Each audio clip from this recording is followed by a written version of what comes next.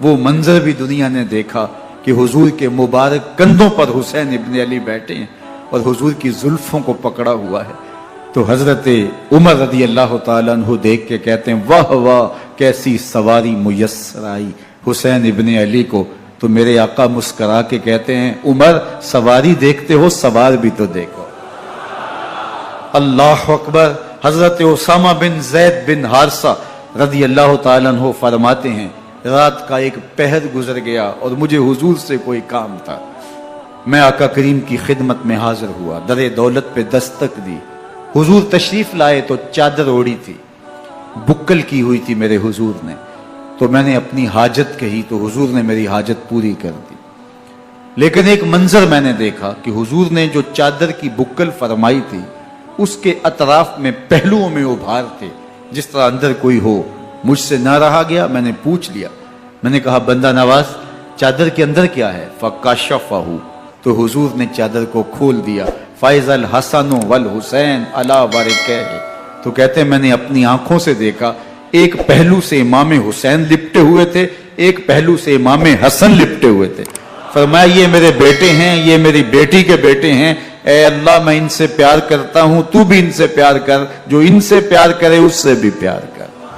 ان کی محبت کا درس دیا, ان کے پیار کا سبق پڑھایا. کہا ان سے پیار کرنے والا میرے سے پیار کرنے والا ہے, ان سے بغض رکھنے والا میرے سے بغض رکھنے والا ہے.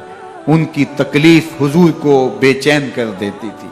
حضرت سیدہ فاطمہ الزہرا رضی اللہ تعالی عنہا کے گھر کے قریب سے گزرے تو حضرت امام حسین کے رونے کی آواز آ رہی تھی.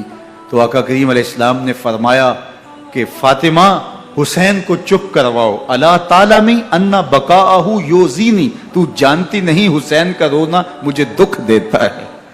حسین ابن علی کو حضور رونے نہیں دیتے تھے, ان کو دکھی نہیں ہونے دیتے تھے, کیونکہ رسول اللہ صلی اللہ علیہ وسلم جانتے تھے کہ یہ کتنے دکھ سہے گا, کتنی تکلیفوں سے گزرے گا اور کتنے مصائب سہے گا. زمانے نے وہ گھڑیاں بھی دیکھی کہ حضرت حذیفہ بن یمان رضی اللہ تعالیٰ عنہ فرماتے ہیں کہ میں حضور کی خدمت میں نماز مغرب کی ادائیگی کے لیے حاضر ہوا, اور میں نے یہ اجازت خاص طور پہ اپنی ماں سے اس شرط پہ لی تھی کہ امی آپ مجھے اجازت دیں, میں حضور کی خدمت میں حاضر ہوتا ہوں, مغرب کی نماز بھی ادا کروں گا اور پھر حضور سے عرض کروں گا حضور میرے لیے اور میری ماں کے لیے بخشش کی دعا کر دیجئے. ماں نے اس شرط پہ اجازت دے دی اور میں حضور کی خدمت میں آ گیا. نماز مغرب ادا کی, سلام پھرا تو میرے دل میں آرزو تھی میں حضور سے عرض کروں حضور میرے لیے اور میری ماں کے لیے مغفرت کی بخشش کی دعا کر دیں. لیکن حضور عبادات میں, ذکر میں, نوافل میں ایسے مشغول ہوئے کہ میں آرزو رکھنے کے باوجود بھی عرض نہ کر سکا. خیر نماز عشاء کا وقت ہوا, اذان پکاری گئی, حضور مصلی پہ آئے, نماز پڑھی, سلام پھرا تو میرے دل میں پھر خیال آیا کہ ماں سے ایک نماز کی چھٹی لی تھی, نمازیں بھی 2 ہو گئیں. ماں نے جاتے پوچھنا ہے حضور سے میرے لیے اور اپنے لیے مغفرت کی بخشش کی دعا کروائی تھی تو کیا جواب دوں گا. اور حضور اٹھے اور کاشانہ اقدس کی طرف چل دیے. اب میرے دل میں یہ خیال رہ کے آ رہا تھا کہ ماں کو کیا جواب دوں گا, میں تو حضور سے بخشش و مغفرت کی دعا کروا ہی نہیں سکا. جب حضور چل پڑے تو غیر ارادی طور پہ میں بھی حضور کے پیچھے چل پڑا. چلنے میں تھوڑی سی رفتار تیز ہو گئی جس سے قدموں کی آہٹ پیدا ہوئی. تو جب آواز پیدا ہوئی تو حضور نے رخ پھیرے بغیر فرمایا من ھذا, میرے پیچھے پیچھے کون آ رہا ہے؟ پھر خود ہی کہا حذیفہ تو نہیں. تو میرا دل دھڑک رہا تھا. قلت نعم, میں نے کہا جی حضور میں حذیفہ ہوں. فرمایا ما حاجتک غفر اللہ لک ولامک, کیا کام ہے اللہ تجھے بھی بخش دے تیری ماں کو بھی بخش دے. اب جو کام تھا وہ جنبش لب سے پہلے ہی ہو گیا. یہاں تو لفظوں کا سہارا بھی نہیں لینا پڑتا, وہ بند لبوں کی بولیاں بھی سنتے ہیں. اقبال بولا ہے فروغت صبح آثار و دہور, چشم تو بی نندائے ما فی الصدور, تیری نظر تو سینوں کے چھپے راز بھی دیکھتی. تو کہا ما حاجتوں کا غفر اللہ لک ولامک,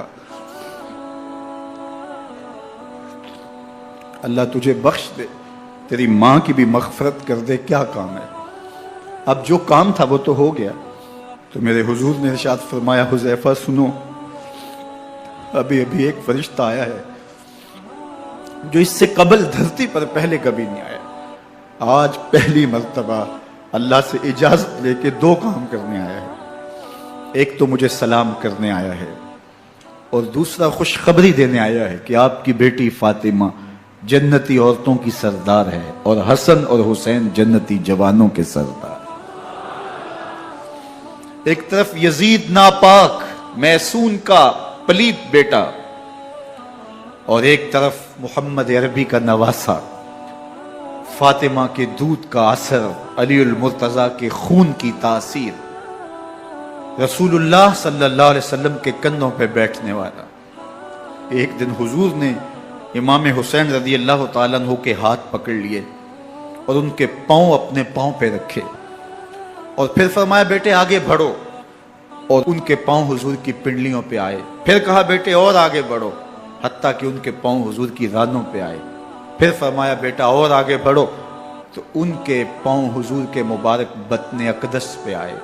پھر بازوؤں کو کھینچ کے اپنے قریب کیا اور حسین ابن علی کے منہ میں اپنی زبان رکھ دی، اور وہ اس طرح چوس رہے تھے جس طرح کھجور چوسی جاتی ہے۔